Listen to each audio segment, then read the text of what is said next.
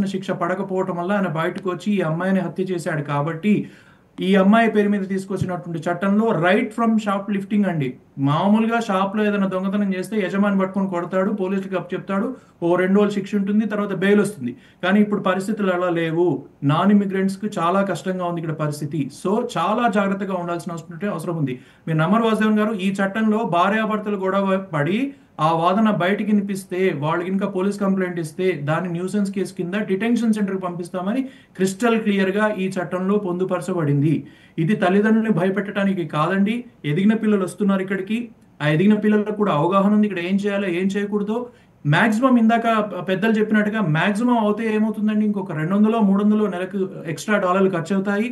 అది భరించదలుచుకుంటే ఇక్కడ కంటిన్యూ కాండి. లేదు, మీ చదువు పెద్ద చదువు చదువుకున్నారు. ఇండియా ఏమి ఇప్పుడేమి రిమోట్ కంట్రీ కాదు అంతకు ముందులాగా. మనదేమి సోమాలియానో ఇంకోటో కాదు. అక్కడ కూడా చాలా మంచి మంచి సాలరీస్ ఉన్నాయండి. ఇప్పుడు నా ఓన్ బ్రదర్ నాకంటే ఎక్కువ సాలరీ తీసుకుంటున్నారు ఇండియాలో. We are both are into IT. So that's not impartial at all now. We are having a largest service based economy. అక్కడక్కడ కూడా మంచి జాబ్స్ ఉన్నాయి. ఇప్పుడు నా కేసే తీసుకుంటే నేను H1B మీద వచ్చానండి, నేను స్టూడెంట్గా రాలేదు. So I disappointed that I could not able to pursue MS in US, but I got a golden opportunity from my company to come right royal to here into the American company and work here. So ఆ opportunity ఇంత చిన్న వయసులో చిన్న వాటికి suicide చేసుకోవటము.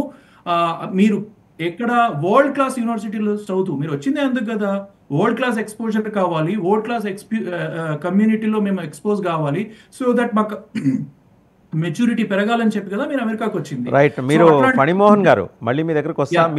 మీరు చెప్పిన యాక్ట్ని కొద్దిగా షేర్ చేయండి, ఆ డీటెయిల్స్ మనం ఫర్దర్గా కూడా మనం డిస్కస్ చేద్దాం. అండ్ నరేష్ తుళ్ళూరు గారి దగ్గరికి వెళ్దాం. ఇందాక సిగ్నల్ కట్ అయినట్టుంది. నరేష్ గారు, అదండి, మీరు ఒక పరస్పర విరుద్ధమైన అభిప్రాయాన్ని, అబ్జర్వేషన్ని మీరు ఇందాక చెప్తుండగా అలా సిగ్నల్ కట్ అయింది. డిటెన్షన్ సెంటర్స్కి స్టూడెంట్స్ వెళ్తున్నారని కాదండి, అలా పంపిస్తారేమో అనే భయంతో సూసైడ్ దాకా వెళ్ళే పరిస్థితులు అక్కడ నెలకొన్నాయి ఇప్పుడు అని చెప్పడం నా ఉద్దేశం అండి. సో బేసిక్ ఏంటంటే ఆ భయం మనకి ఎందుకు వస్తుంది అంటే, మనం we are doing something which we are not supposed, మనం చేయకూడదు చేస్తున్నాం. సో దాన్ని మనం ఆపేస్తే ఇట్స్ ప్రెటీ సింపుల్. లైక్ ఇది ఇబ్బంది ఉంటుంది ఫైనాన్షియల్ గా, బట్ మనం ఇంకా ఇక్కడ ఉన్న ఫ్రెండ్స్ ని కానీ ఆల్రెడీ సెటిల్ అయిన వాళ్ళ దగ్గర just take borrow some money, just get course పూర్తి చేసి తొందర జాబ్ తెచ్చుకుంటే ఈ కష్టాలు ఉండవు అనమాట. ద హోల్ ప్రెషర్ ఏంటంటే మరి ఫైనాన్షియల్ గా ఎట్లా హౌ ఐ కెన్ సర్వైవ్ అనేది. సో ఇక తప్పదు అనమాట. సో ఫ్రెండ్స్ దగ్గర కానీ రిలేటివ్స్ ఆల్రెడీ సెటిల్ అయిన వాళ్ళ దగ్గర తీసుకొని చేసుకుంటే, ఎందుకంటే మా మేనల్లుడు మా అక్క కొడుకు వాడు 2017లో వచ్చాడు. వాడికి ఈ part time he didn't go through any of this.